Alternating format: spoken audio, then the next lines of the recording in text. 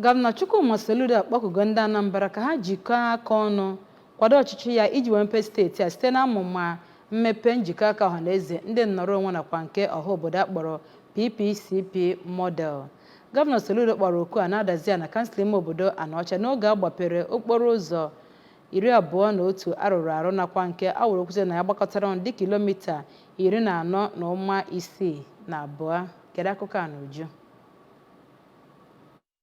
Chinedu Madubuko rụrụ ya bụ ụzọ dịka gọvanọ Soludo si kọwaa. Gọọmenti na egugo dị iche iche enweela ego nke kwesịrị ka etinye n'ọrụ kpatara na ọ gaghị ebido nwụzi ọrụ ọzọ ugbu a wee na-ekwu na a chọrọ enyemaka ndị eji okwu agba izu n'obodo iji wee hụ na agamniru na-abịa. O mere ka amata na ya bụ njikọ nke gọọmenti na ndị o nwere ike n'ịkwalite obodo bụ nke na-eweta ezi mmepe n'obodo. Gọvanọ Soludo mere ka amata na apụga bụkwa ebe anọ wee na-edozigharị steeti a ma kpọọ onye ọbụla ka ha jikọọ aka hụ na a na-edobe obodo a ọcha.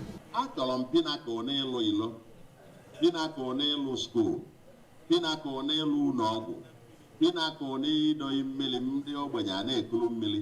Onye m pinakọ a na-eme asị m fana nwa obere oge isi m good morning si m kedu asị m gị kilomita one ka ị taa. All the celebration now for if they important. Now, then do I get celebrating, and if I be attacked, I'm part of it to celebrate you.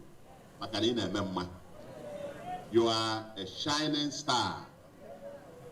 Wesley Ndiozo Ingomegi.